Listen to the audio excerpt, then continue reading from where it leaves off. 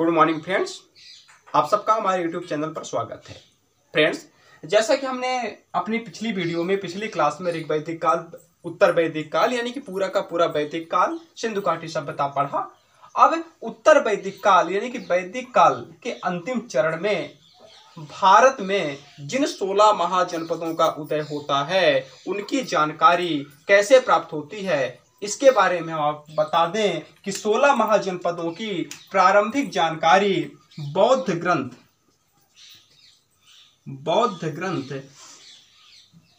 अगंतरु निकाय और जैन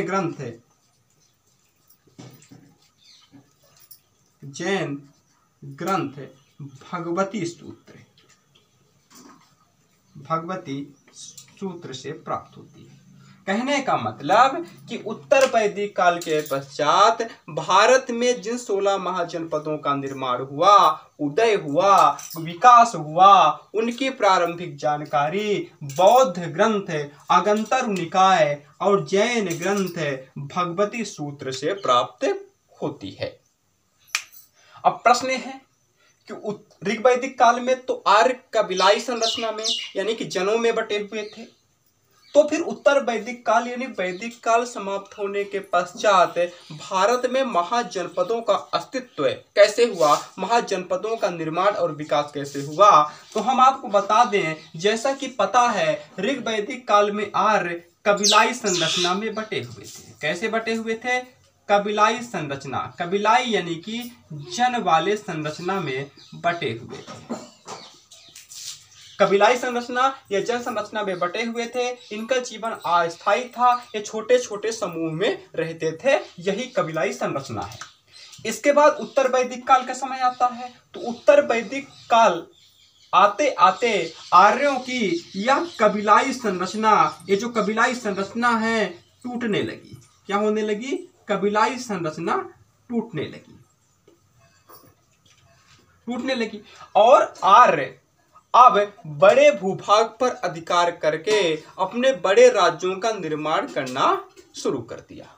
आर्यों ने बड़े भूभाग पर अधिकार करके अपने राज्यों का निर्माण करना शुरू कर दिया, यानी कि अब जन से जनपद का निर्माण हुआ। किसका निर्माण हुआ? पहले तो जन से जन थे, किंतु जब आर्यों ने बड़े साम्राज्य का निर्माण किया, कबीलाई संरचना को त्यागा, जन को त्यागा, तो फिर जनपद बने।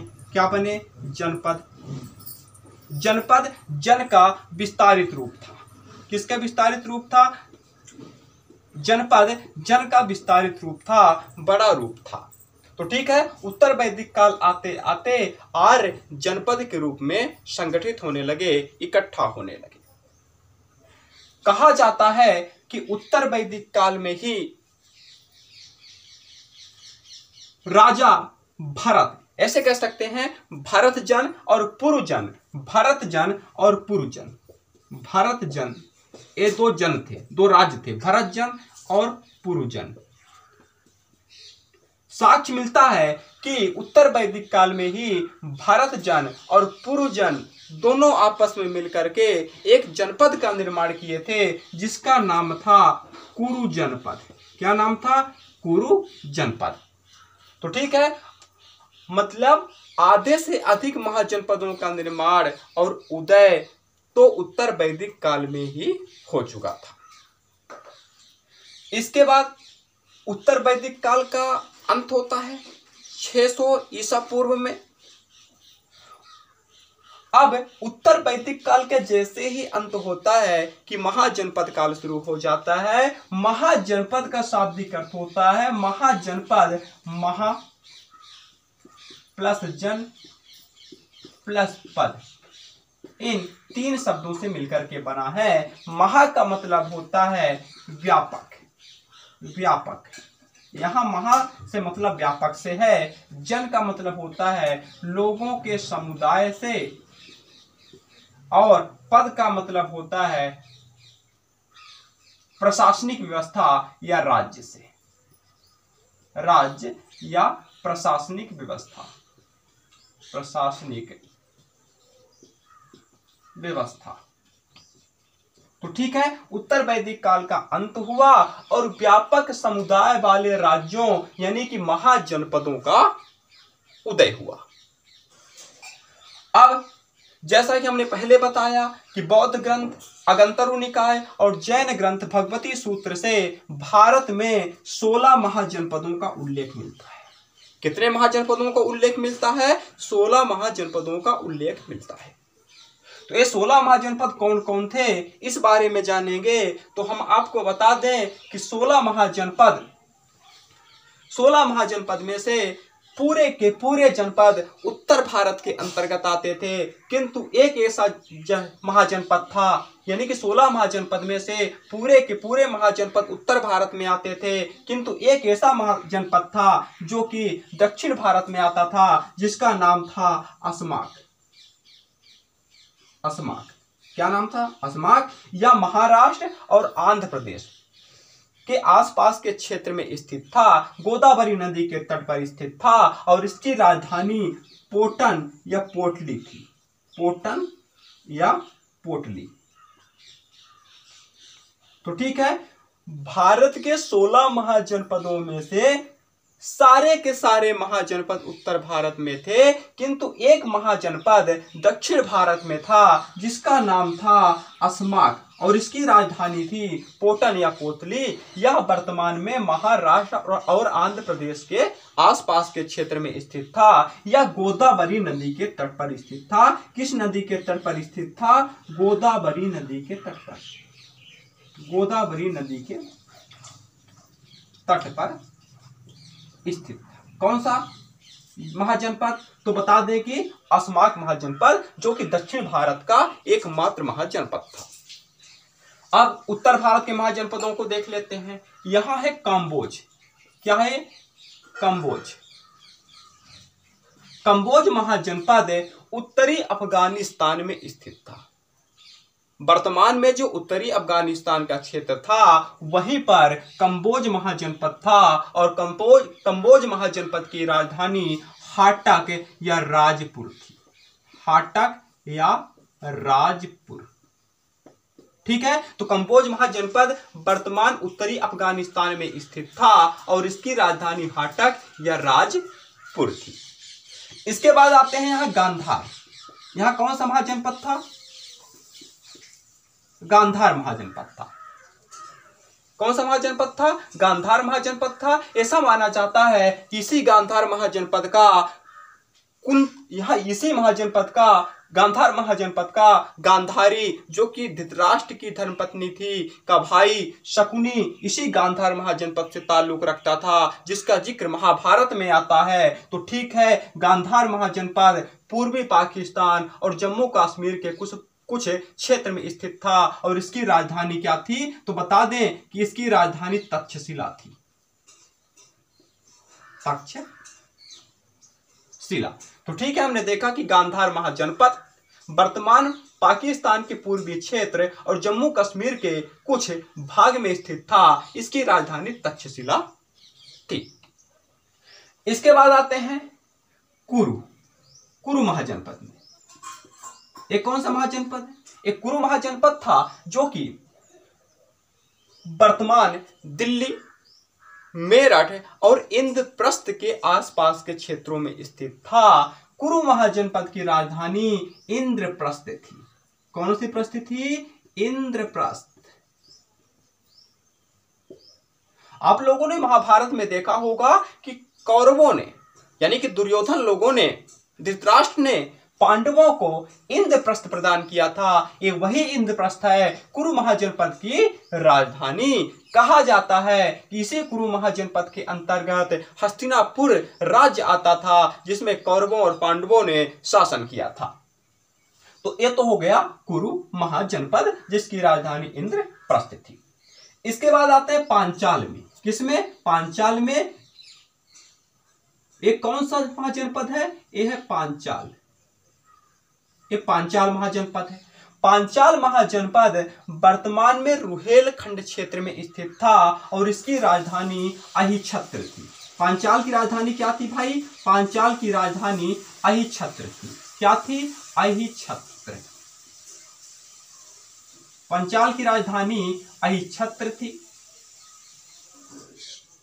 तो ठीक है, पांचाल की राजधानी अहिच्छत्र थी। यह वर्तमान के रुहेलखंड क्षेत्र में स्थित था। इसके बाद बात करेंगे कौशल की। किसकी? कौशल की। तो ये जो कौशल है, कौशल महाजनपद उत्तर प्रदेश के श्रावस्ती, कहां? उत्तर प्रदेश के श्रावस्ती और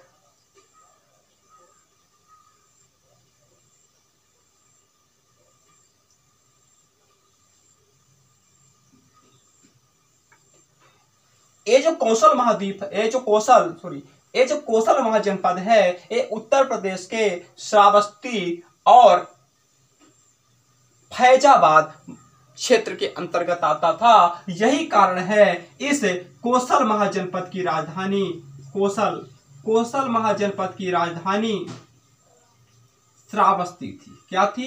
श्रावस्ती। तो यदि आपसे पूछ लिया जाए कि कौशल महाजनपद वर्तमान में किस क्षेत्र के अंतर्गत आता था, तो बताएंगे कि उत्तर प्रदेश के श्रावस्ती जिले और फैजाबाद जिले के अंतर्गत आता था। और इस कौशल महाजनपद की राजधानी श्रावस्ती थी।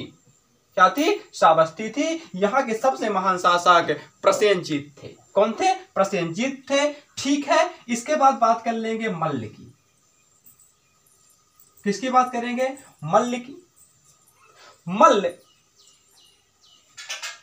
उत्तर प्रदेश और बिहार दोनों राज्यों के क्षेत्र में स्थित था।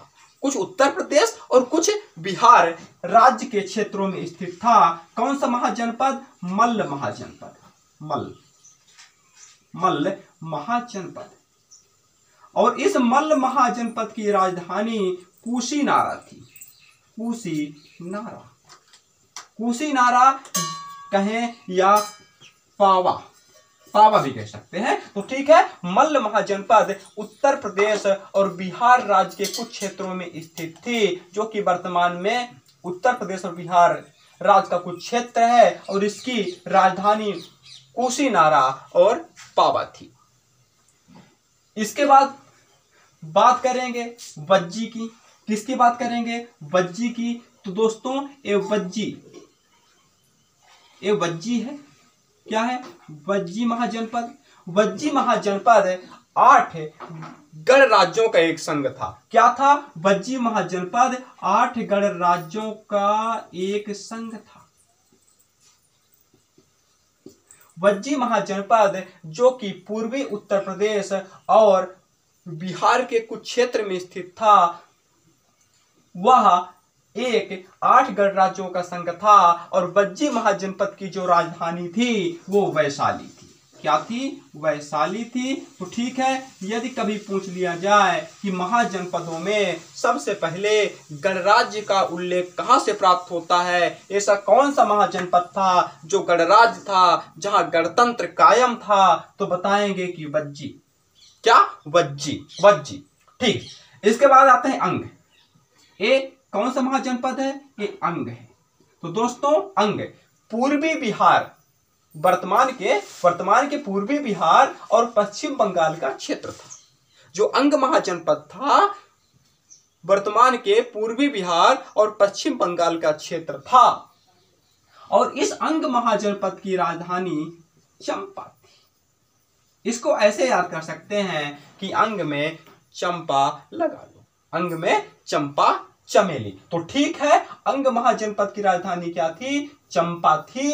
अंग महाजनपद वर्तमान बिहार के पूर्वी क्षेत्र और पश्चिम बंगाल के क्षेत्र के अंतर्गत स्थित था। अंग महाजनपद का जो शासक था, सबसे महान शासक था, उसका नाम था ब्रह्मगुप्त। क्या नाम था? ब्रह्मगुप्त। ये तो अंग महाजनपद हो गया। अब यहां आते हैं मगध। ये क्या है? मगध है। ये क्या है? मगध महाजनपद है, जो कि वर्तमान बिहार राज्य के क्षेत्र के अंतर्गत आता था। बिहार राज्य के कुछ क्षेत्र के अंतर्गत आता था। और इस मगध की राजधानी राजगृह थी। मगध की राजधानी क्या थी? राजगृह। राजगृह या आप गिरि ब्रज भी कह सकते हैं। क्या कह सकते हैं? गिरि ब्रज।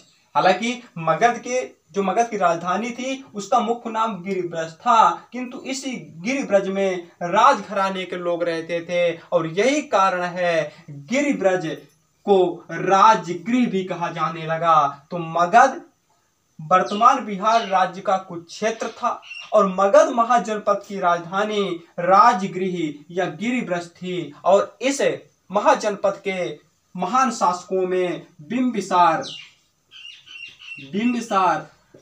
और अजातशत्रु थे। अजातशत्रु तो ठीक है, अजातशत्रु थे। मगध महाजनपद की राजधानी राजगृह या गिरिब्रज थी और यहाँ के महान शासकों में बिंबिसार और अजातशत्रु थे। मगध महाजनपद उत्तर भारत का सबसे शक्तिशाली महाजनपद था। ऐसा भी कह सकते हैं कि महाजनपद पूरे के पूरे 16 महाजनपदों में सबसे शक्तिशाली महाजनपद था, पावरफुल महाजनपद था। ठीक है, इसके बाद बात करेंगे काशी की। किसकी बात करेंगे? काशी की। एक काशी है, एक क्या है? काशी। एक काशी है। काशी वर्तमान में उत्तर प्रदेश के काशी वाला एरिया था।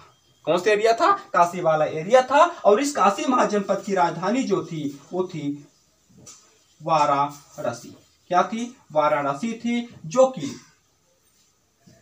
वाराणसी थी। और यह काशी महाजनपद कोसल महाजनपद के अधीन था। किसके अधीन था भाई? कोसल महाजनपद के अधीन था।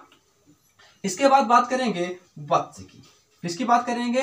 वत्स की। तो वत्स महाजनपद उत्तर प्रदेश के क्षेत्र के अंतर्गत आता था, यानी कि उत्तर प्रदेश राज्य के कुछ क्षेत्र में स्थित था। और इस वत्स महाजनपद की राजधानी क्या थी? तो बता दें कि वत्स महाजनपद की राजधानी कौशाम्बी थी। क्या थी? कौशाम्बी। तो ठीक है, कभी नहीं भूलना चाहिए। वत्स महाजनपद की राजधानी थी कौशाम्बी। वत्स महाजनपद उत्तर प्रदेश का वर्तमान क्षेत्र था, यानी कि उत्तर प्रदेश के वर्तमान क्षेत्र के अंतर्गत आता था और इस वत्स महाजनपद की राजधानी कौशाम्बी थी। इसके बाद आते हैं सूरसेन। ये क्या लिखा है? सूरसेन। सूरसेन महाजनपद, यस, यानी कि सूरसेन। तो ठीक है,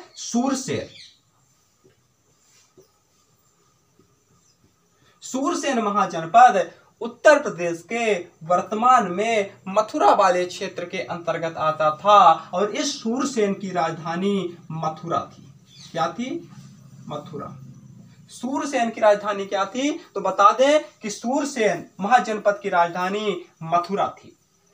इसके बाद आते हैं चेदी में। किसमें? ये चेदी में। ये चेदी महाजनपद है। ये चेदी महाजनपद है। कौन सा महाजनपद है? चेदी महाजनपद है। और चेदी महाजनपद की राजधानी शक्तिमती थी। कौन थी? शक्तिमती। शक्तिमती या सोत्थावती, कहीं कहीं सोत्थावती भी लिखा रहता है। तो ठीक है, हम आपको बता दें ये जो चेदी महाजनपद थी, ये चेदी महाजनपद था, ये बुंदेलखंड के क्षेत्रों में स्थित था। इसकी राजधानी शक्तिमती या सोत्थामती थी। क्या थी? शक्तिमती या सोत्थामती थी। किसकी राजधानी भाई? चेदी महाजनपद की, जो कि बुंदेलखंड क्षेत्र में स्थित था। इसके बाद यहां देखेंगे मत्स्य। कौन सा महाजनपद भाई? मत्स्य।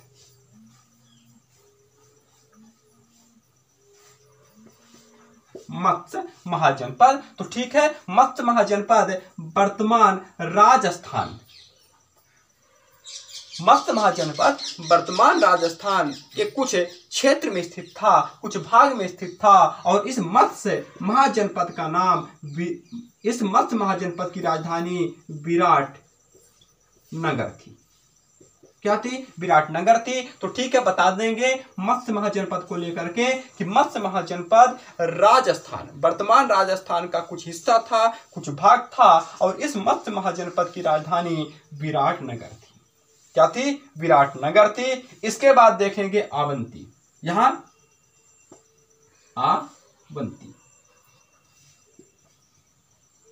आवंती, ठीक है। अवंती महाजनपद कहाँ स्थित था? तो बता देंगे कि अवंती महाजनपद मध्य प्रदेश में स्थित था। कहाँ स्थित था? मध्य प्रदेश में स्थित था। अवंती महाजनपद को 2 भागों में बांटा गया था। कितने भागों में बांटा गया था अवंती महाजनपद को? तो बता दें, अवंती महाजनपद के 2 भाग थे, उत्तरी अवंती और दक्षिणी अवंती। उत्तरी अवंती की राजधानी उज्जैनी थी। क्या थी? उज्जैनी थी। जबकि दक्षिणी अवंती की राजधानी महिष्मती थी। क्या थी? महिष्मती थी। महिष्मती। तो ठीक है, अवंती महाजनपद वर्तमान मध्य प्रदेश का क्षेत्र था और अवंती महाजनपद को 2 भागों में बांटा गया था, उत्तरी अवंती और दक्षिणी अवंती महाजनपद। उत्तरी अवंती महाजनपद की राजधानी उज्जैनी थी, जो कि वर्तमान में उज्जैन है, और दक्षिणी अवंती महाजनपद की राजधानी महिष्मती थी। तो ठीक है दोस्तों, इस प्रकार हमने 16 के 16 महाजनपदों को पढ़ा।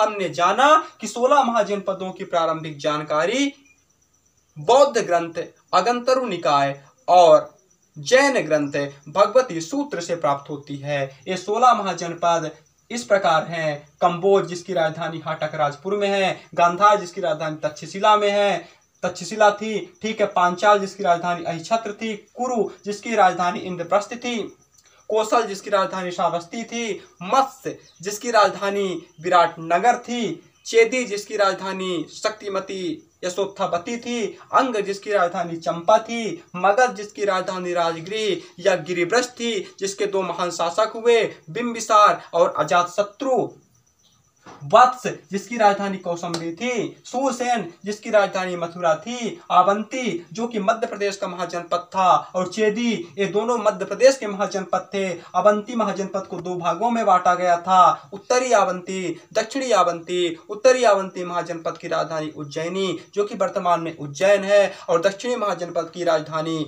महिष्मती थी। इन 16 के 16 महाजनपदों में से केवल एक महाजनपद दक्षिण भारत में स्थित था, जिसका नाम है अस्माक, और इस अस्माक महाजनपद की राजधानी पोटन या पोटली थी। यह अस्माक महाजनपद महाराष्ट्र और आंध्र प्रदेश के कुछ क्षेत्र में स्थित था। यह गोदावरी नदी के तट पर स्थित था। तो दोस्तों, इस प्रकार 16 के 16 महाजनपद पूरे होते हैं, और हम आशा करते हैं कि आपसे पूरे के पूरे 16 महाजनपदों के लोकेशन, यानी कि वर्तमान के किस क्षेत्र में ये महाजनपद स्थित थे, और इनकी राजधानियां और इनसे संबंधित कुछ अन्य विशेषताएं पता चल गई होगी। तो ठीक है दोस्तों, मिलते हैं अगले क्लास में। तब तक के लिए जय हिंद, जय भारत।